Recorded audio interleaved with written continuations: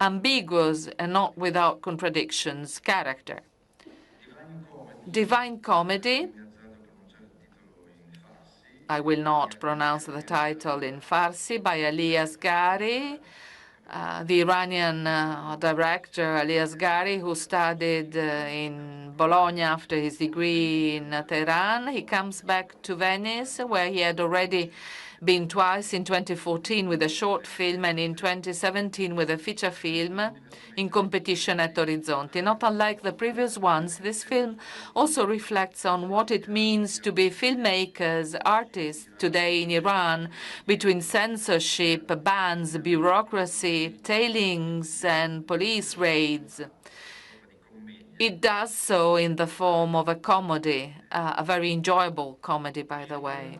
Hiedra, the first film from Ecuador in competition in Venice, the third feature film by the director, who is well known abroad, the dramatic story of a mother looking for the son she abandoned after birth.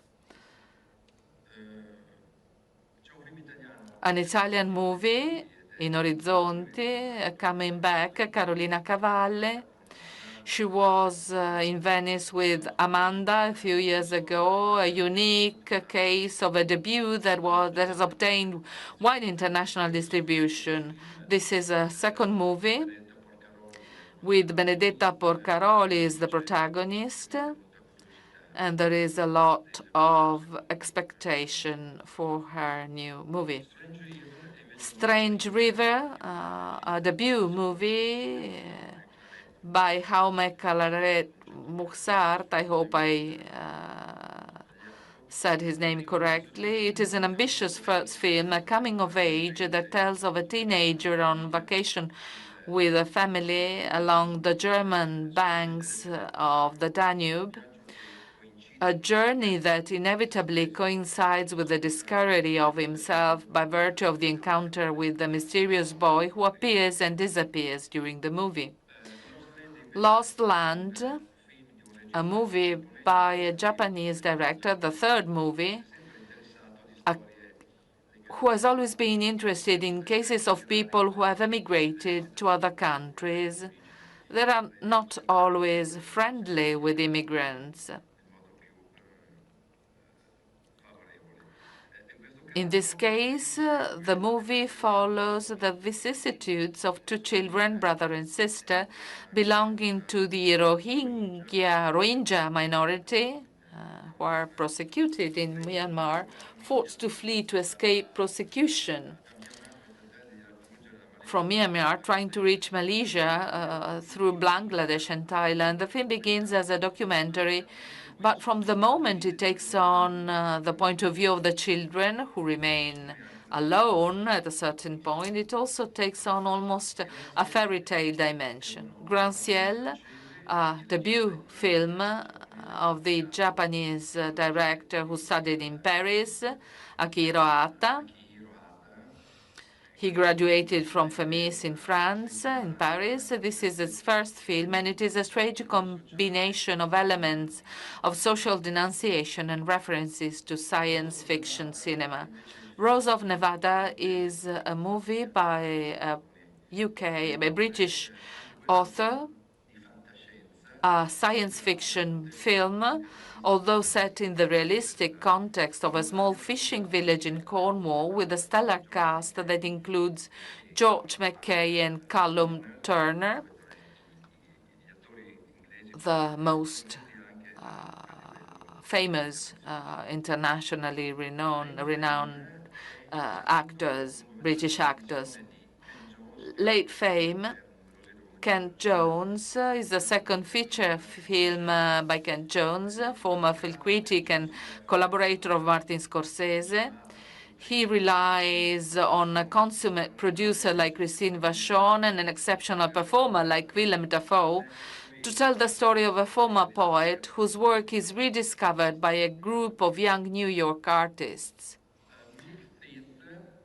Milk Teeth is the second movie of a director who made a name for himself in the Orizzonti section a few years ago, in 2022, with his movie To the North.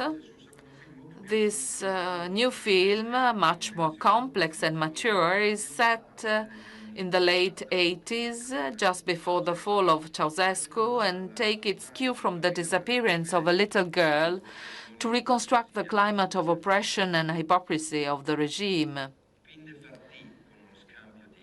Pin de Farti, with the switch with the initials reversal, is a movie by Alejo Mogillansky. The director is part of the group of independent Argentine artists known as El Pampero Cinema. 3 years ago, we made the acquaintance of the beautiful movie by Laura Citarella, Trinke Lauken. You certainly remember it. She's coming back as an actress here, and the title, with the initial reversed, refers to the theatrical test by Samuel Beckett, Fin de Partie, a starting point for a triple original interpretation. Father is the third movie by Teresa Notova, who won an award for the best film at Locarno in 2022 and won an award for best work in progress at the MIA in Rome last year. I do not want to spoil anything because you have to be surprised by the unexpected narrative of this story. En el Camino by David Pablos, a Mexican director who was in competition at Orizzonti with his first movie, La Vida Después, in 2013. He returns with his fourth film, an original love story set in the most violent part of Mexico between truck drivers and drug traffickers near Ciudad Juarez. Song of Forgotten Trees is a debut movie by a young Indian director, Anuparna Roy, who tells with great delicacy and sensitivity the story of two modern female roommates in Mumbai, forced to measure themselves daily with the irreducible machismo of a society prisoner of behaviors and habits that are difficult to eradicate. The second Italian movie by Laura Samani, Un anno di scuola, based on the novel by Stu Paric. While the novel was set in Trieste in 1919, Laura Samani sets it in Trieste in 2007. It is the second movie by Laura Samani after the promising debut of Piccolo Corpo, which was at SIC in Cannes in 2021. Gaston Solniki comes back to Orizzonti for the third time between fiction and the documentary, a Viennese trilogy. Willem Dafoe is the manager of a historic hotel that fights to avoid the closure decided by the new owners of the hotel. Barrio Triste is the first feature film by Stills, a photographer and director of Colombian origin, well known for his music videos, many of which are extremely innovative, many of which were made with Bad Bunny, who also appears in the film. The film is partly related to the late Harmony Korine. From Thailand, Human Resource, the debut film of this Thai director. I will not dare to pronounce his name, Nawapul Tarom Grattanarit. His first movie had been financed by Biennale College Cinema in the first edition of Biennale College. After a few commercial works, Noah Poole has come back with a film of great stylistic and formal rigor, which reflects on the problem of the world of work in an advanced capitalist society.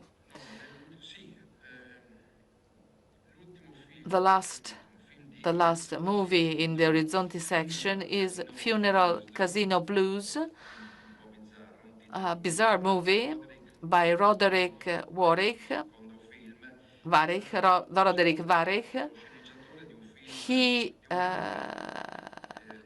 He's the co-writer of a movie that was in competition in Venice in 2023, The Theory of Everything.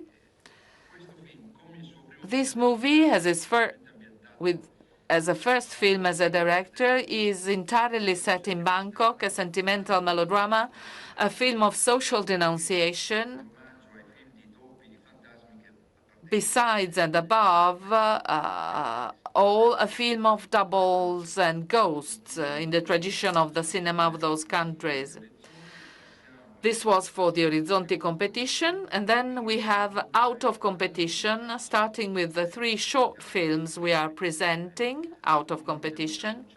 One has already been announced. It is the short by Jan Arthus Bertrand that will be screened at the pre-opening of the Venice Film Festival, together with the restoration of Queen Kelly. It is an act of love for Venice and a strong reminder to reflect on the delicacy of its ecosystem that risks disappearing. The second short is by Rachid Bouchareb, co-produced by France. While waiting for a next feature film on the same theme, Bouchareb has made this short, 21 minutes, with archive pieces on the nuclear tests carried out in the Sahara Desert by France during the occupation of Algeria, with damage to health and the environment that still remain, and for which France has never acknowledged its responsibility. The last short, out of competition, is the latest work by Charlie Kaufman, a peculiar director,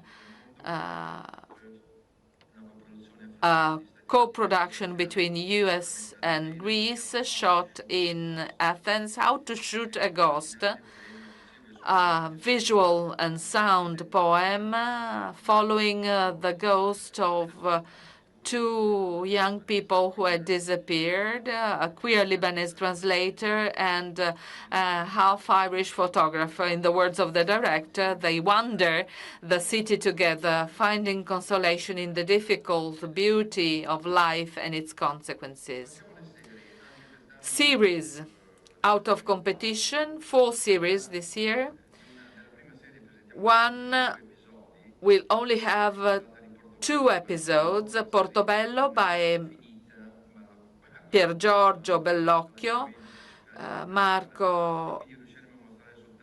Pier Giorgio is trying to complete it with Fabrizio Gifuni as a protagonist. The other series instead are presented in full. Un Prophète by Enrico Artal, an 8-chapter series inspired by Jacques Audiard's masterpiece, which won the Grand Jury Prize in Cannes in 2009, and is written by the same screenwriters of that film. Enrico Artal collaborated to the writing of the film, a French production that has been entrusted to an Italian director. He became known in Venice with his first film in 2013, Il Terzo Tempo, and then returned to competition in Orizzonti in 2023 with Il Paraiso, which deserved 2 awards, Best Actress and Best Screenplay. A new series by Hagai Levy. He was in Venice with this previous series in 2021, based on Bergman's Scenes from a Marriage. This new 6-episode miniseries is based on the writing of Etty Hillesum, the young Dutch writer whose diaries, written in Amsterdam in 1941-1942 under Nazi occupation before being deported to Auschwitz, and are among the brightest and most courageous testimonies of the 20th century. Her books sold a lot in Italy. I repeat, the brightest and most courageous testimonies of the 20th century. The latest miniseries produced by Stefano Sollima, Il Mostro, The Monster, 4 episodes, a reconstruction based on the original documents and the investigation in the so-called Monster of Florence case, a cold case, as they say, a detailed reconstruction of involving the first suspects who were condemned and then turned out not to be guilty.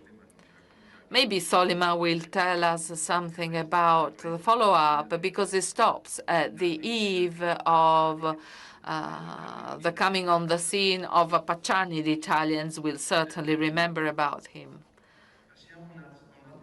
Another section, a small section, music documentary. Every year, the festival presents at least one documentary about a singer, songwriter, or a band. This year, we have 4 of them, so we have decided to dedicate an entire day to the relationship between cinema and music. The first is Nino, 18 giorni. The first is the unconventional portrait of one of the Napolitan singer-songwriters most loved by the public, not only in Italy, Nino D'Angelo. And the documentary was made by his son, Tony D'Angelo. Piero Pelù, Rumore Dentro. Piero Pelù was the frontman of the Liftiba, who had to withdraw after an accident that made him a victim of acufenes.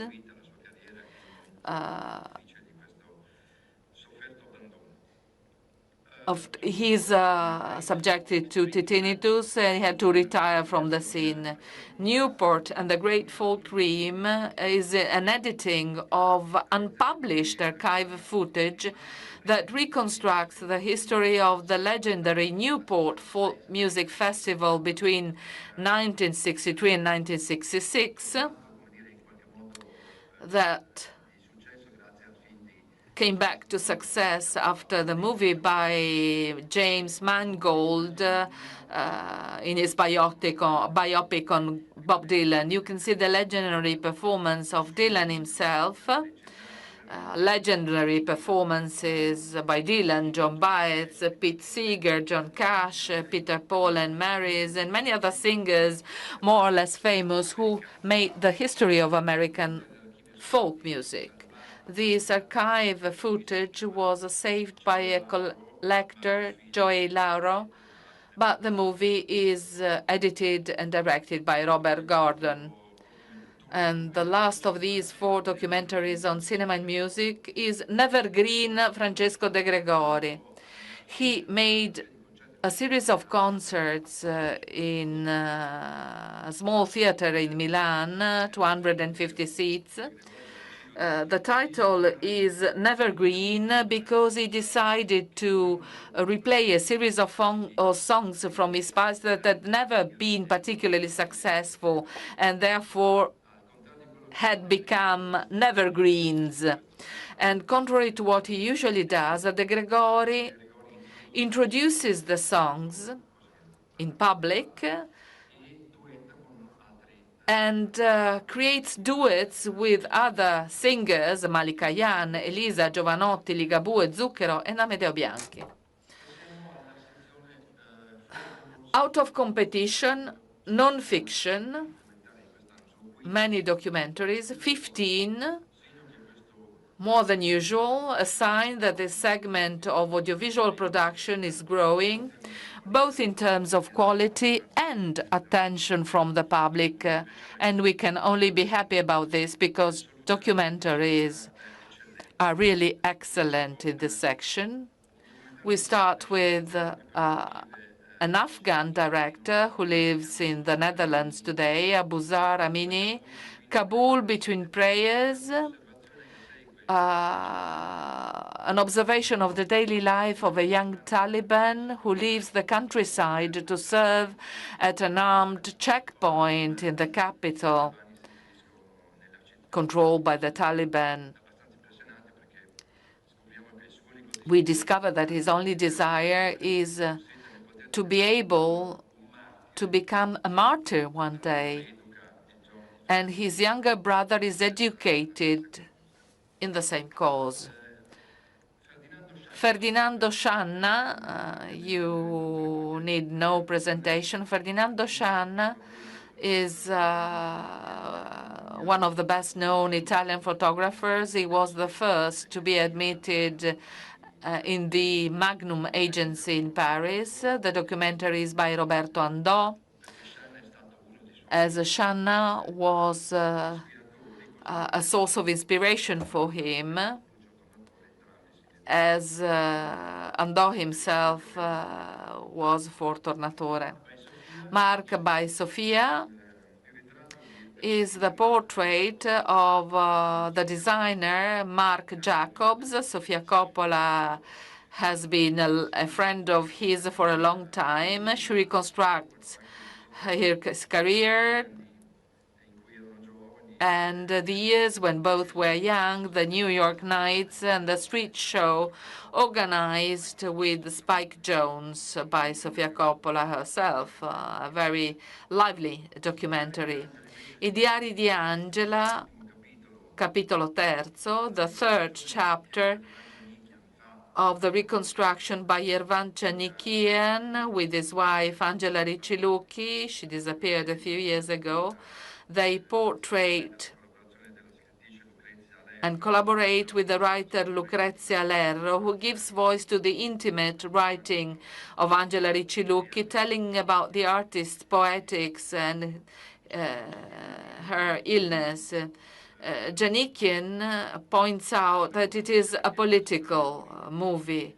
What is personal is political, they used to say in the past, and so it is easy to understand why we can say this about this movie.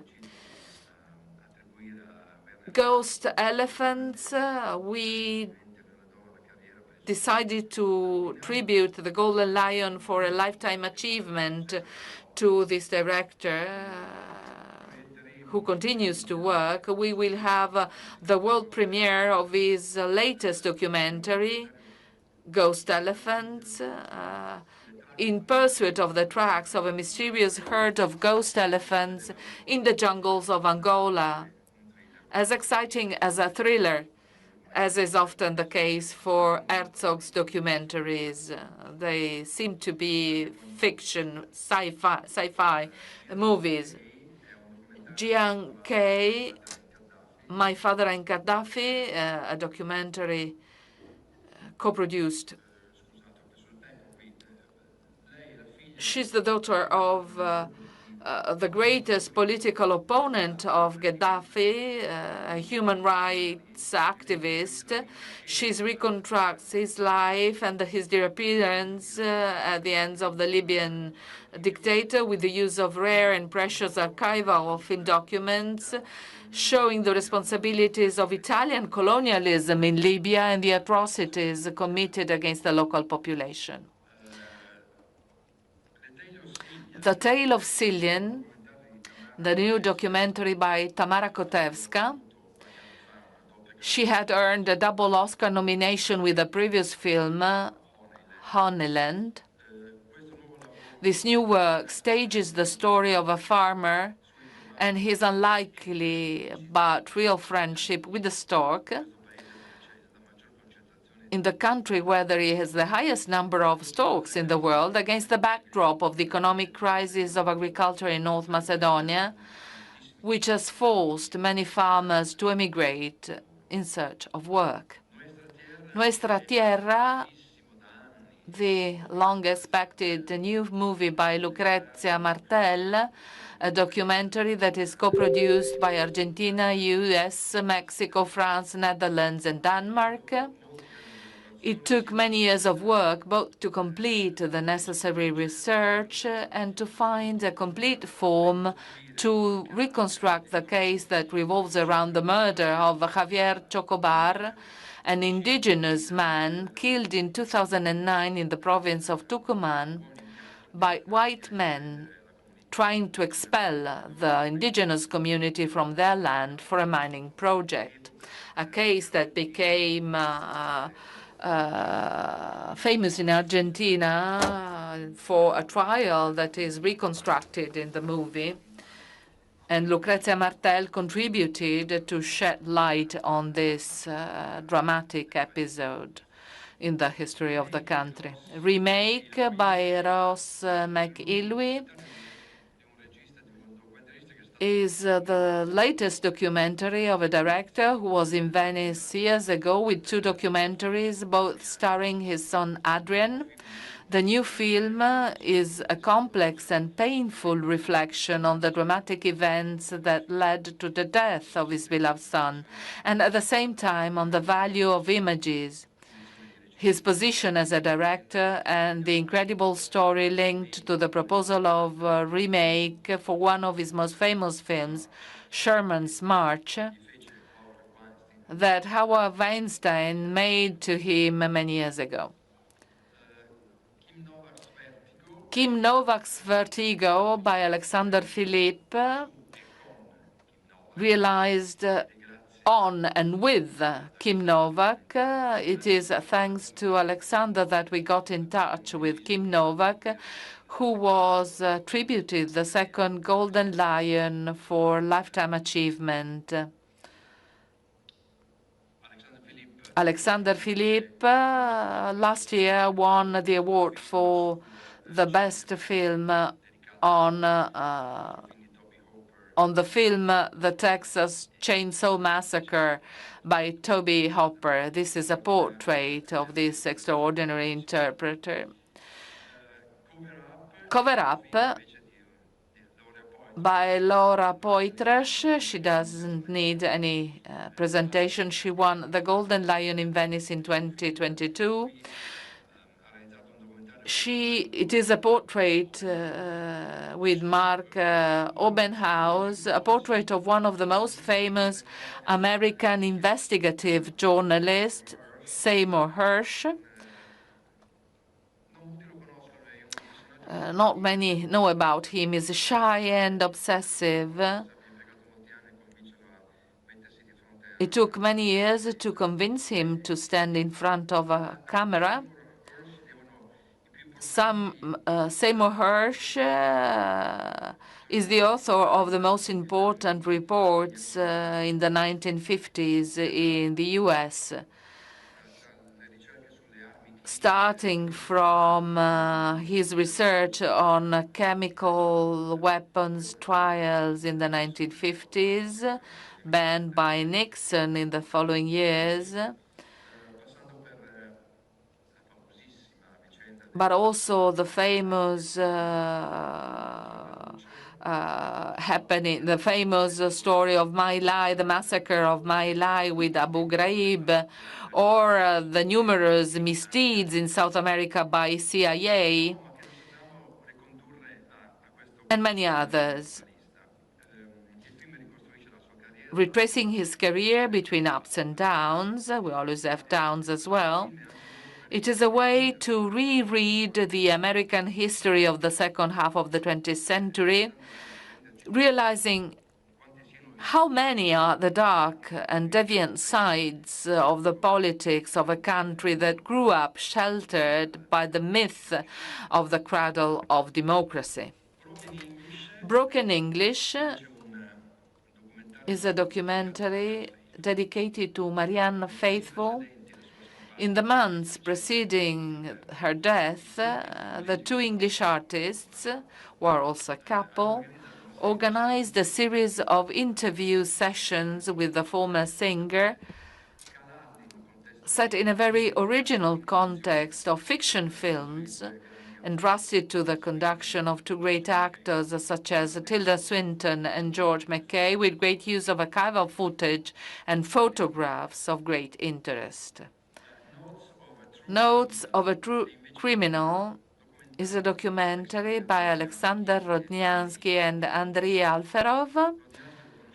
We know Rodnyansky, a great international producer of some of the most important movies awarded in the most important European festival. He was sentenced in absentia to 8.5 years for his statements against the invasion of Ukraine. Rodyansky was born in Kiev, but he lived in Moscow for many years. He had his company there. He was forced to run away from Russia, not to be jailed. With this documentary, he tells the stories through archive footings of the Second World War. Documentaries, his own documentaries and images from scientific films directed by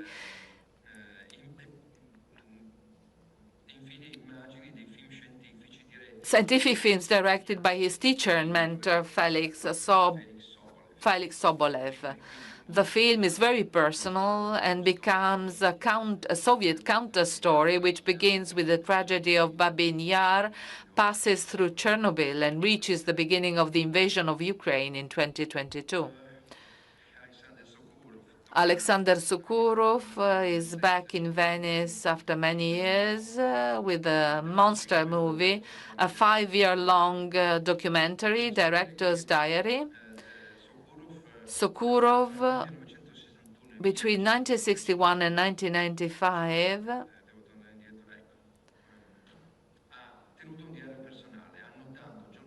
kept a daily diary noting large and small events, not only for the Soviet Union, or small daily events.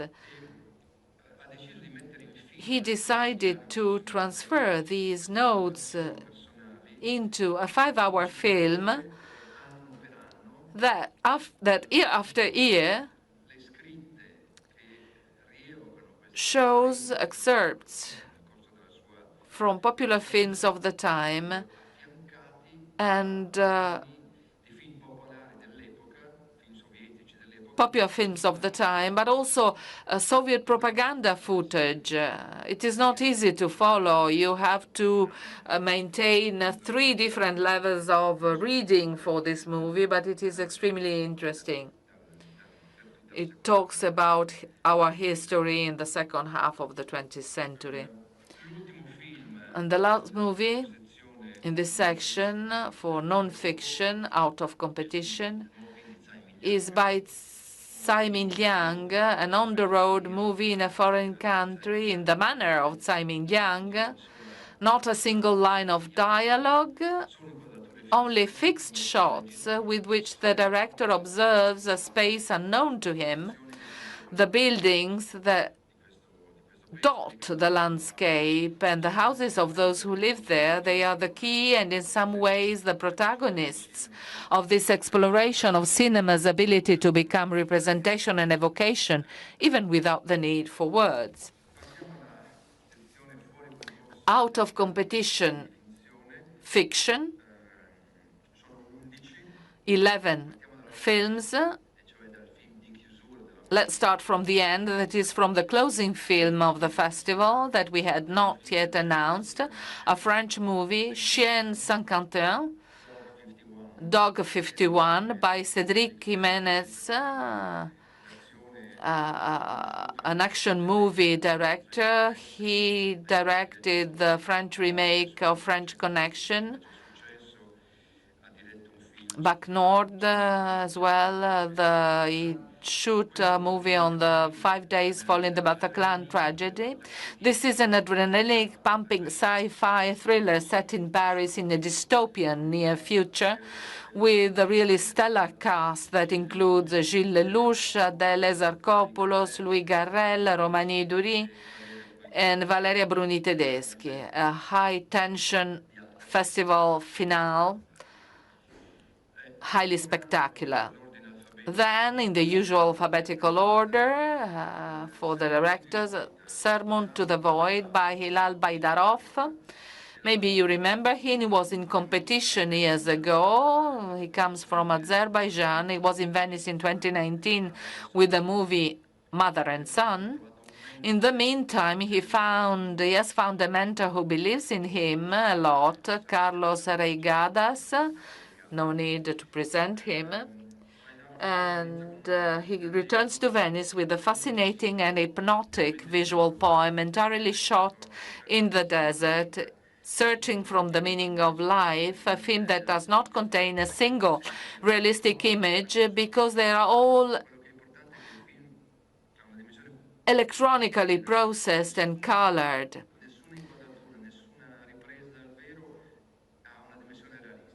There are no realistic images. They're all processed and treated electronically, accompanied by a reiterated reflection in the form of a narration on the vanity of the world and on the need to abandon our daily obsessions to find a meaning for our existence. A tribute to one of the masters of Italian cinema by Antonio Capuano, one of the masters of Sorrentino, 85 years old. He continues to make films consistent in his search for a nonconformist cinema, contrary to the conventions of beautiful writing, in search of a truth that manifests itself in the artifices of the mise-en-scène. The theme is the underdeclared war of men on women under the pretext of contending for a child after separation in the face of an inadequate judicial system. The two protagonists are Teresa Saponangelo and Vinicio Marchioni. Another Italian movie out of competition, the new movie by Andrea Di Stefano, Il Maestro. Di Stefano abandons the convention of the action movie in which he has distinguished himself so far to try to renew the conventions of the Italian comedy with the story of the relationship between an incapable tennis teacher and a talentless teenager. Pierfrancesco Favino is perfectly at ease in the figure of a loser defeated by life, but the real revelation is the boy, surprising Tiziano Menichelli.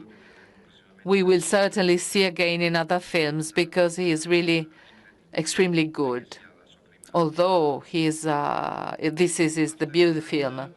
After the Hunt,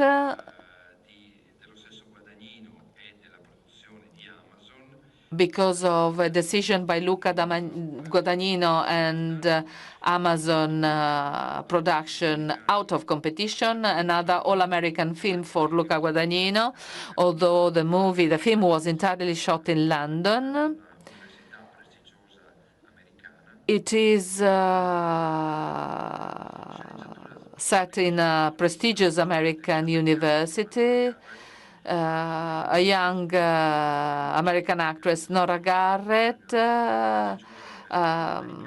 It is the story of a complaint of sexual violence in the context of this prestigious American university. A stellar cast: Andrew Garfield, Julia Roberts, Chloe Sevigny, Ayo Edibiri.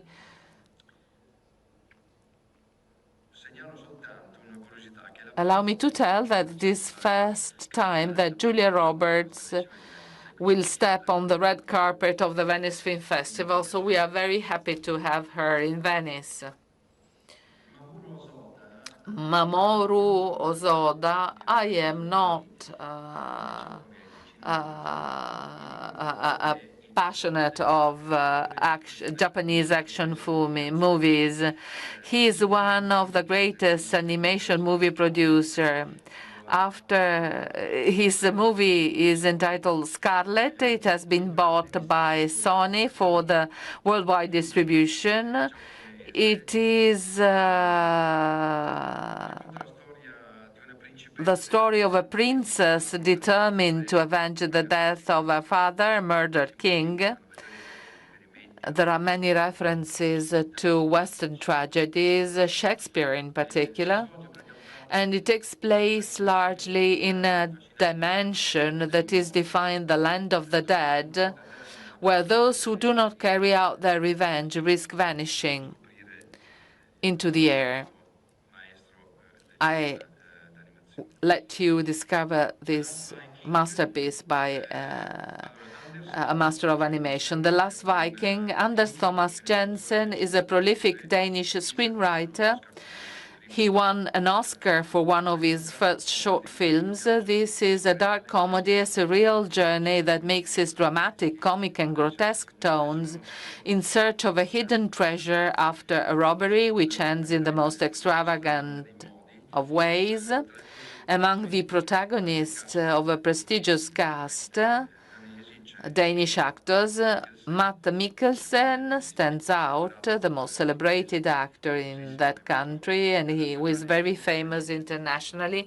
He comes back to Venice. He was here last year with an out-of-competition movie. In the Hand of Dante, a movie that is being talked about, that has been talked about for 2 years, the latest movie by Julian Schnabel, long blocked for a dispute we are not going to talk about. It was blocked by this dispute between the author and his financiers. The film arrives in Venice without the cuts that had long been threatened. 2 hours and a half. Most of the movies this year, with just one exception, last from 2 hours 15 minutes up to 2 hours 30 minutes. This is the new international standard, which is quite concerning, I must say, also for those who have to program the movies, because packing all of them in our agenda is quite a problem. But we will manage also this year. This movie is based on a cult novel published in 2002. Was shot largely in Italy with an extraordinary cast: Oscar Isaac, Gerald Butler, Martin Scorsese, Jason Momoa, Al Pacino, John Malkovich, Franco Nero, and Gal Gadot. It is at the same time a journey in search of the original manuscript of the Divine Comedy with unexpected crime story implications, but it is also a journey through time to find Dante and his search for the literary and sentimental absolute.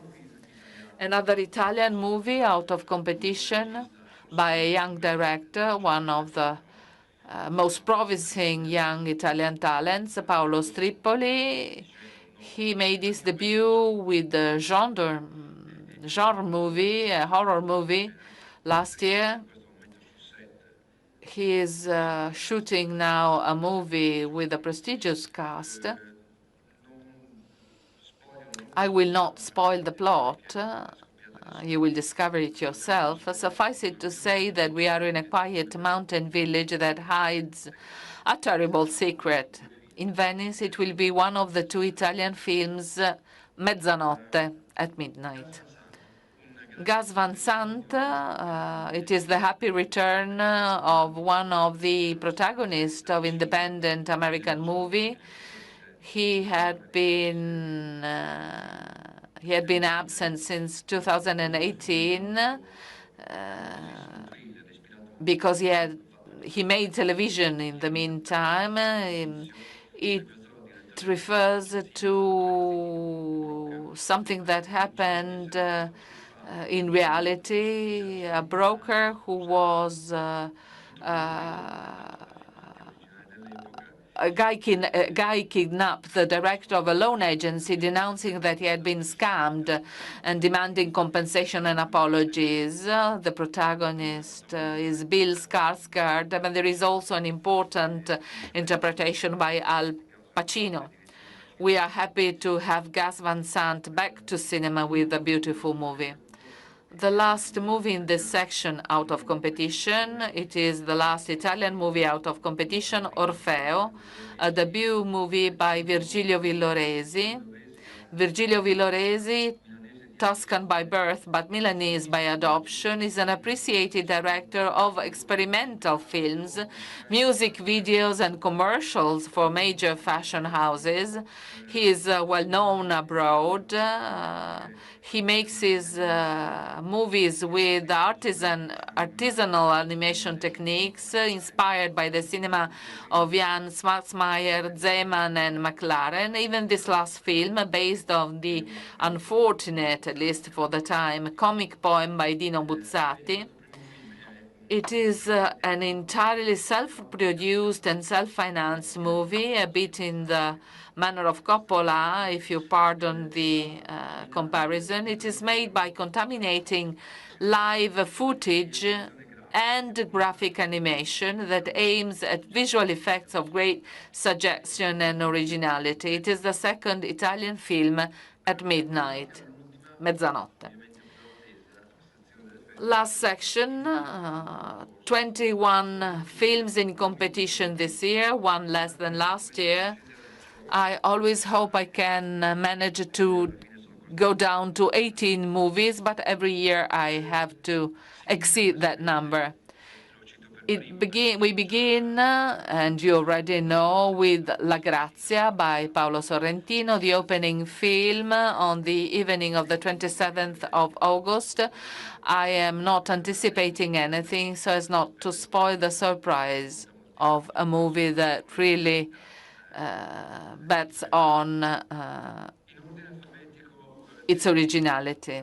In alphabetical order, another expected movie, The Wizard of the Kremlin, by the homonymous novel by Giuliano da Empoli, with a screenplay written by Assayas himself and Manuel Carrero, who also appears in the film in a quick cameo. As I imagine you all know, the film tells the irresistible rise to power of Putin through a fictional character of his spin doctor, played by an extraordinary Paul Dano, while Putin is an equally impressive Jude Law. Also, this movie is 2 hours and a half.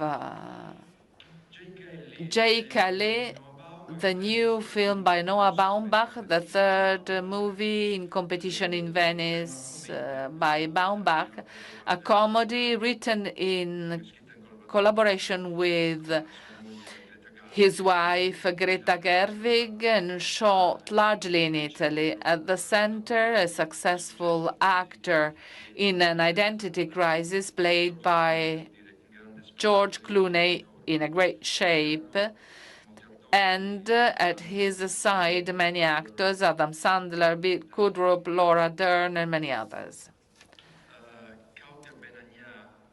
Kauter Ben Anya had emerged in Orizzonti with the first movie. She was in competition 2 years ago in Cannes. She's back to Venice with this movie, The Voice of Hind Rajab,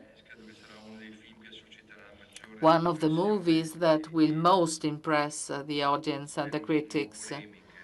And I hope there will be no polemics.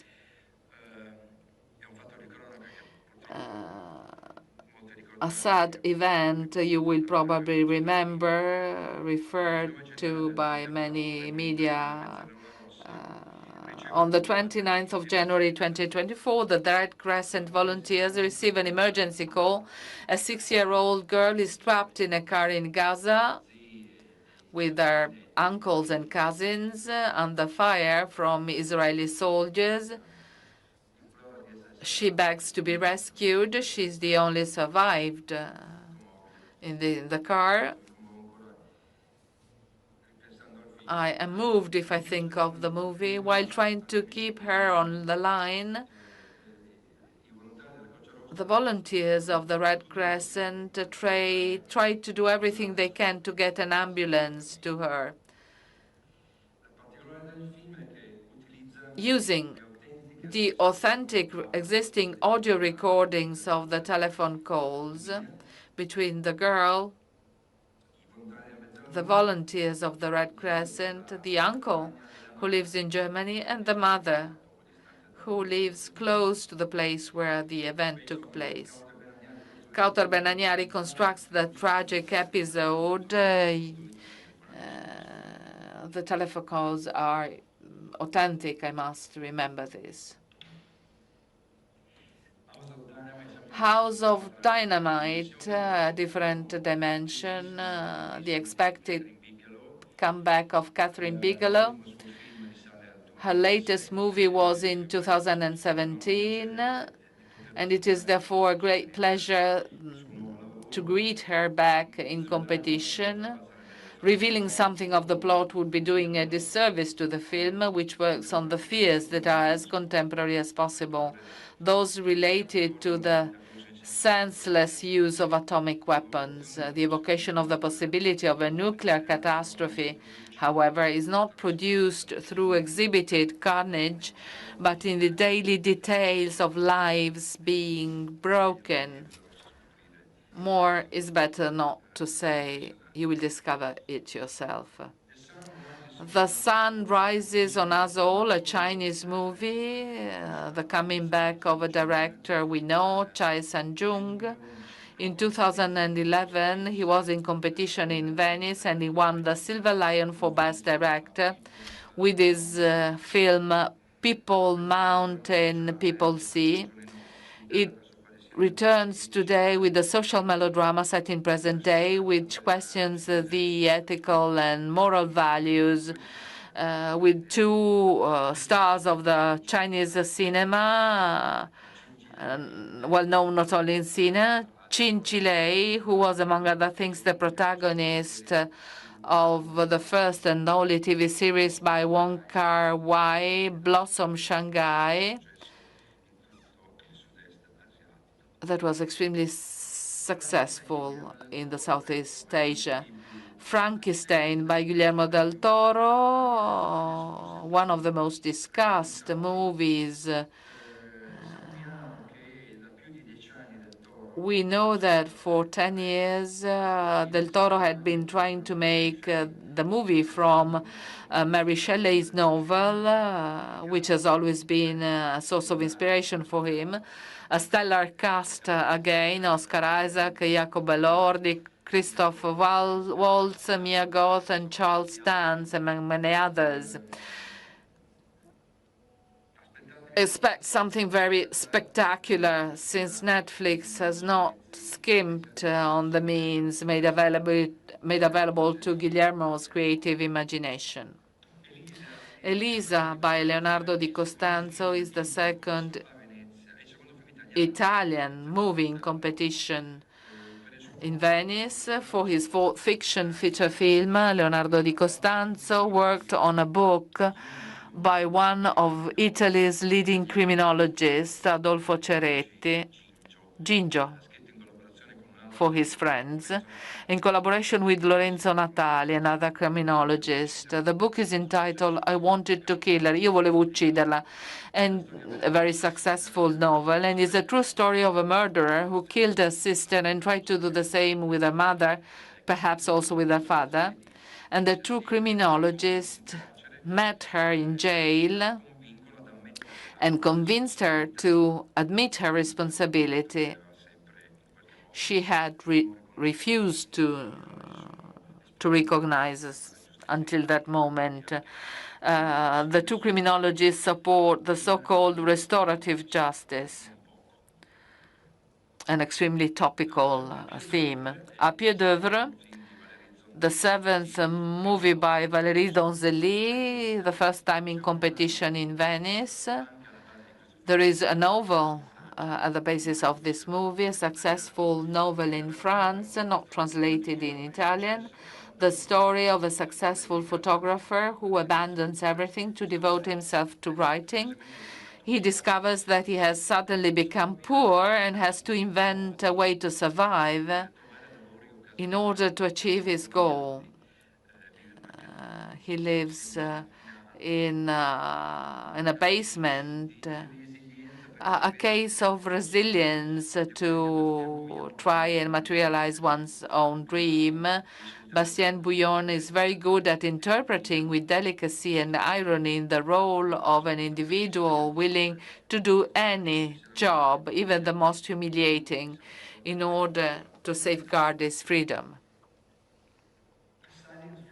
Silent Friend is the new movie, the sixth or seventh movie by Ildikó Enyedi, one of the most important Hungarian directors. It is shot in different eras, 3 episodes, the first in 1908, the second in 1972, and the third in 2020. It is shot with different supports, the first in 35 millimeters, the second 16 millimeters, and the third in digital. They all revolve around the idea that plants and the vegetal world have a decisive influence on humans and can help determine the existence. In addition to many German actors, the film was shot entirely in Germany, in the Botanical Garden in Marburg and in Cologne. In the first episode, we find Tony Leung as a protagonist, the actor we awarded with the Golden Lion for a lifetime achievement a couple of years ago. And then we have Léa Seydoux in a small role, but above all, a gigantic centuries-old ginkgo biloba tree, which is perhaps the authentic protagonist of the film.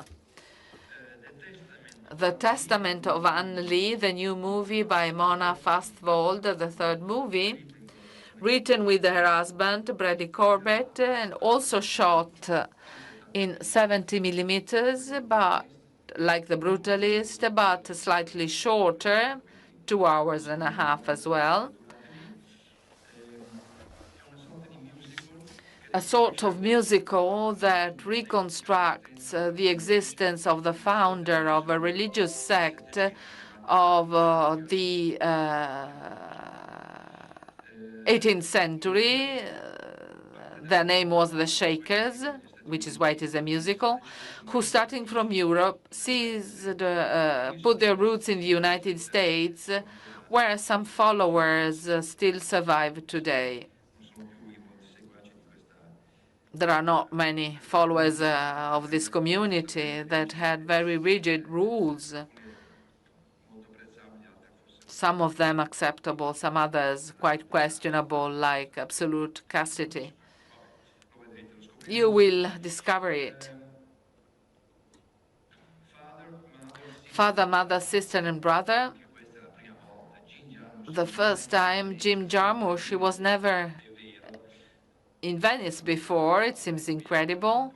I tried to bring him to Venice in the past years, but Cannes had always prevailed. We managed to have him this year.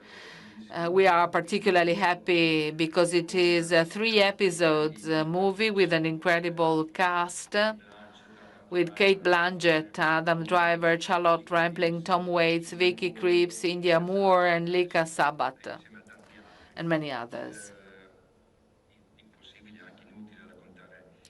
Useless to tell you the story in the movie. It deals with the family relationship, parents and children, with irony but also tenderness, as is typical of Jarmusch. Bugonia, a much expected movie announced on the media. Yorgos Lanthimos was in competition in Venice 3 times, winning a Coppa Volpi for Best Actress, Olivia Colman for The Favorite, and the Golden Lion for Poor Things.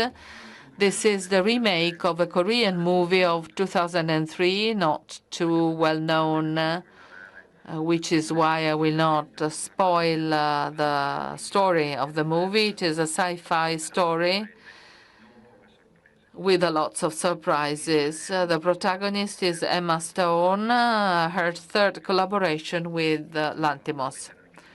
Not the last, I think, as well. And the other Italian movie in competition is Duse by Pietro Marcello, who returns to Venice after Martin Eden, with which Luca Marinelli won the Coppa Volpi for his best performer. He returns with a film about the last years of Eleonora Duse, played by a magnificent Varelia Bruni Tedeschi, with his most ambitious film for Marcello, the cynic reinvention of the past and its protagonists, Leonora Duse, Mussolini, D'Annunzio, is reflected in the use of authentic archive footage, which is usual in Marcello's movies, but this time they are used in a truly extraordinary way, with the long journey of the body of the unknown soldier that crosses Italy from the Alps to the Vittoriale in Rome, where it was buried, and it follows the evolution of the events and the attempt of Duse to go back to theater. Un film fatto per bene, the fourth Italian movie in competition this year. Franco Maresco is also back. He was in 2019 with La Mafia non è più quella di una volta, that earned him the special jury prize. The pretext of the film is the film never made about Carmelo Bene, although it is a movie about Carmelo Bene, and you will see. The text is a long, self-ironic and bitter reflection on his personal obsessions, the inability to finish the films. He has started the contempt for what Italian cinema has become, the desire to escape and isolate himself from a world in which he does not recognize himself. Speaking of unfinished films, you have seen at the beginning the images dedicated to Goffredo Fofi. You will see other images at the end of this press conference. And then you will see a third excerpt during the film festival, parts of an unfinished movie. Maresco started a few years ago on and with the Goffredo Fofi that was interrupted and not yet edited. We hope the movie will be finally produced. If you want to stay here at the end of the press conference, you see another 5-6 minutes dedicated to Goffredo Fofi. Goffredo bellissimo. Orphan by Laszlo Nemes. He started with a film in competition at Cannes, Saul's Son. Another film in 2018 in Venice, Tramonto. Orphan is perhaps his most personal film to date because it is based on his father's memories. And perhaps for this reason, Nemes renounces some of the characteristics of his cinema, the long and enveloping sequence shots that he had seduced us with for his first two films, to choose a straight and hard path of a story set in the days immediately following the Hungarian revolt against the communist regime. But it is a movie about the story of this boy who still waits for his father, who had disappeared during the Second World War. He has to come to terms with another possible father. The second French movie,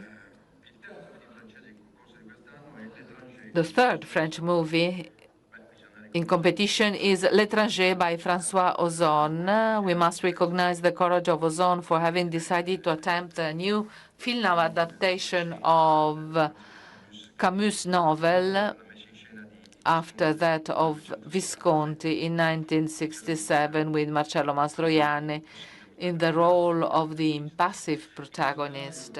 In this case, the role is entrusted to Benjamin Voisin, one of the most talented young French actors. Unlike Visconti's film, this film is in black and white, but I leave it to you to discover other differences. Park Chan-wook, another movie that was given for granted in the Italian selection. Park Chan-wook was in Venice 20 years ago with this film that concluded this trilogy on revenge, Lady Vendetta. This movie is taken from a novel by Donald Westlake, The Axe.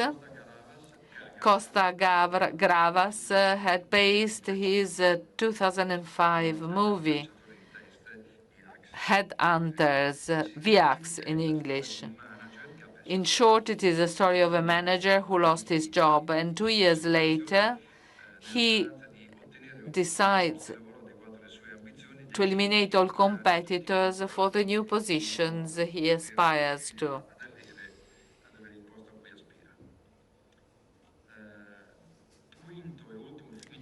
Fifth and last Italian movie in competition, Sotto le nuvole, Gianfranco Rosi. There is certainly no shortage of documentaries on Naples, but just a few escape the temptation of local color. Rosi's new film is an exception, not only because it is shot in black and white.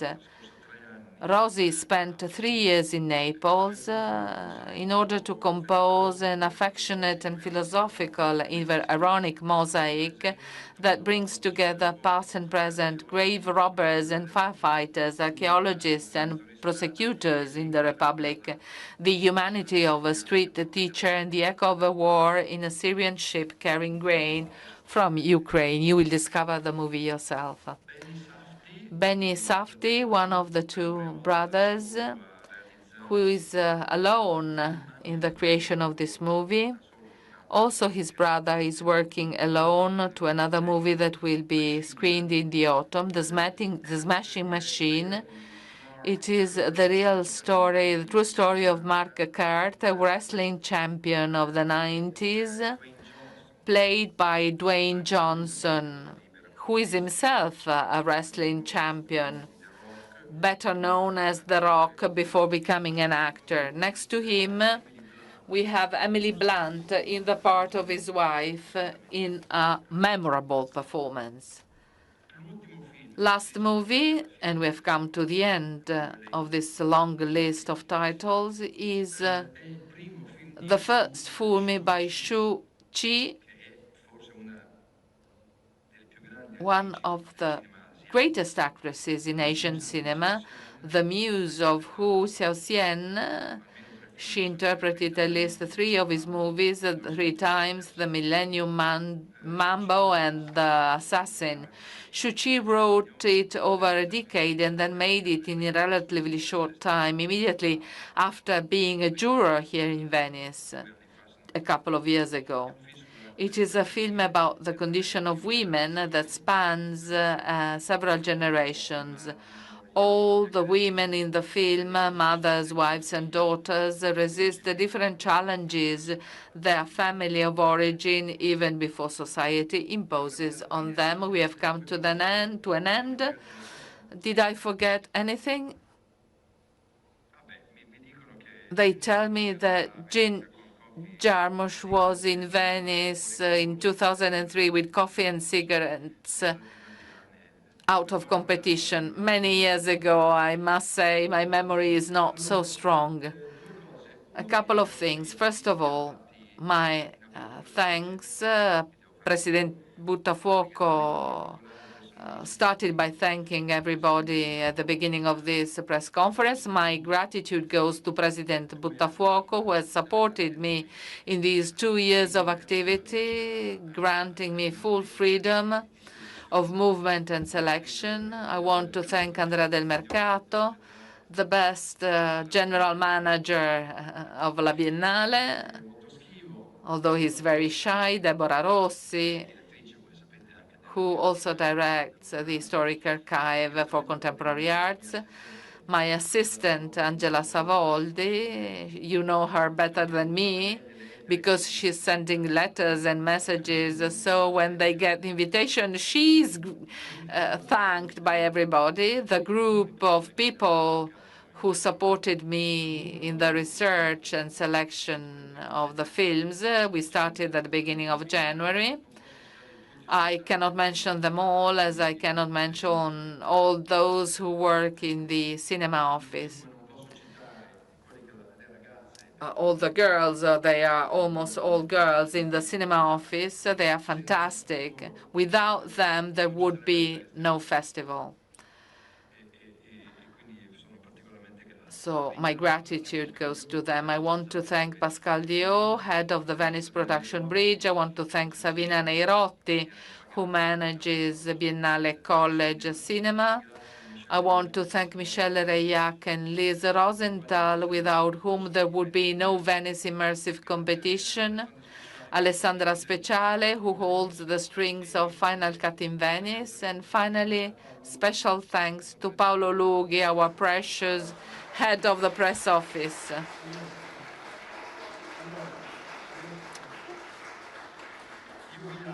Before closing, we will show you another clip, 6-7 minutes from this Franco Maresco's unfinished film about Goffredo Fofi. 5 minutes that evoke the formative experience that Fofi had with when he moved to Palermo. He joined the group of Danilo Dolci, a writer, a poet, committed to support the poor, the humble, the forgotten. He made a number of food. He fasted for many days. And Goffredo Fofi, he was 18-year-old. He made these activities with Danilo Dolci in what used to be Cortile Cascina in the 1950s. Well, Goffredo talks about that experience, the fundamental experience in his life, he says. Not only did he understand the need to be active during your life and not just rejoice your artistic or critical activity. Goffredo became famous for his activities in this sector. He was an extraordinary cinema and literature critic. He started a number of initiatives. He wrote many magazines who are still a reference for our literary culture. But Goffredo Fofi started there. And as you will see in this clip, he would have always liked to go back there because rather than vanity as an intellectual, what was really important for him was his being a person, an active person, fighting against everything and everybody to give a meaning not only to his life, but to his human dimension, who is part of the society where many people live in total neglection. I invite you to the pre-inauguration of the film festival with the 2 films I already mentioned, the Bertrand's documentary on the Venice Lagoon and the restoration reconstruction of the latest movie by Erich von Stroheim, Queen Kelly, accompanied by an ensemble of 8 musicians playing score composed for that occasion. Thank you all for the attention, and see you soon, I hope.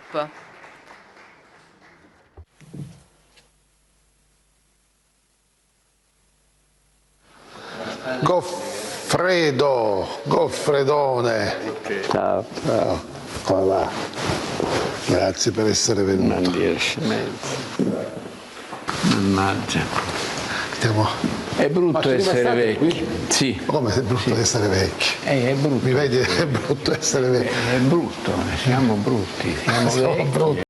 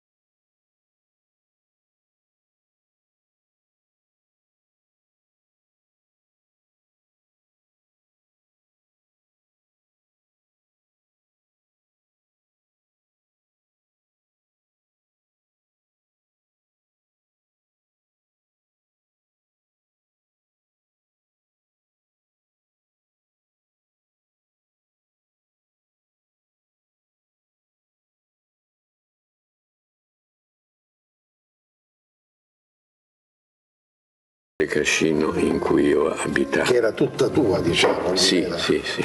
Quando ci fu il digiuno, Danilo arrivò e ovviamente cambiò anche un po' la scenografia perché voleva, come dire, lui in qualche modo, come dire, gli serviva venire a fare il digiuno a Cortile Cascino perché era il punto più infame di Palermo secondo tutti e poi perché c'ero io che gli assicuravo una audience, no? Un'attenzione da pazzo, ma ero il garante del fatto che, capito?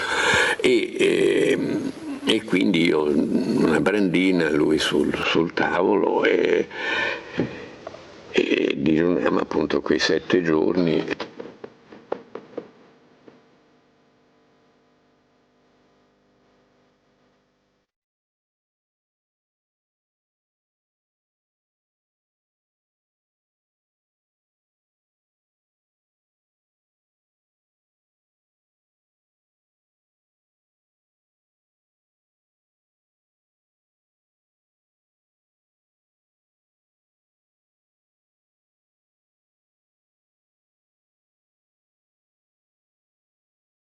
I primi giorni tu soffri la fame, poi entri in un altro stato in cui non te ne frega più niente di mangiare. Mi sembrava di essere il principe Andrei in Guerra e Pace quando muore, cioè guardi il mondo come da un altro pianeta. Il digiuno ti dà una libertà, la testa va per conto suo, il corpo non conta più un cavolo, insomma, e non senti più la fame. Al 4º giorno io proprio finiva la fame e ero una specie di beatitudine, gli ultimi 2 o 3 giorni erano proprio... Così devono essere esperienze mistiche. Sì, un'esperienza mistica.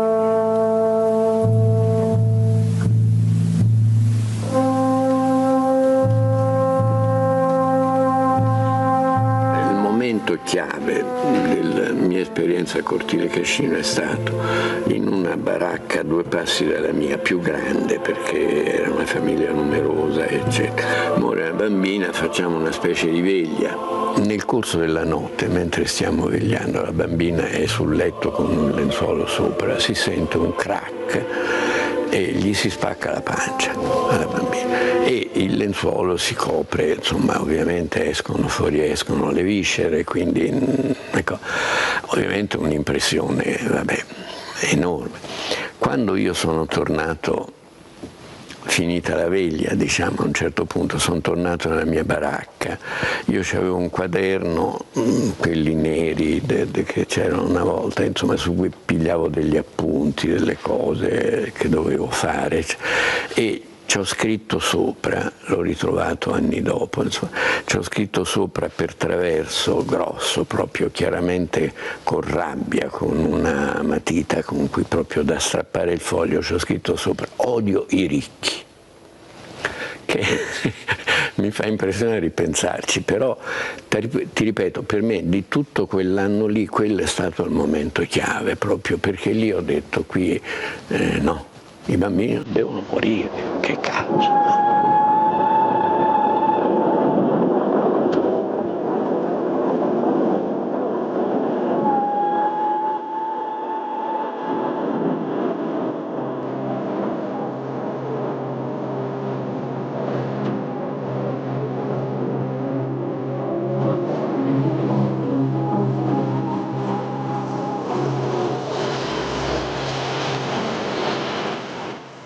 Di cose che sono talmente e infinitamente tante con una mega larga.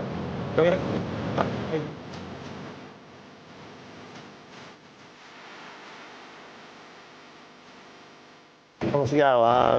A Spadaro, quel papà di... Senti me, quanto tempo mi torturerai? No, non ti preoccupare, adesso ci riposiamo. Abbiamo finito, non ti confondere per l'ultima. Io Lo so che è l'ultima, però se appena le 9:30, No. tirare avanti così fino a mezzogiorno, No. io crollo. Ma tu devi crollare, perché puoi fare? Devi, nel senso...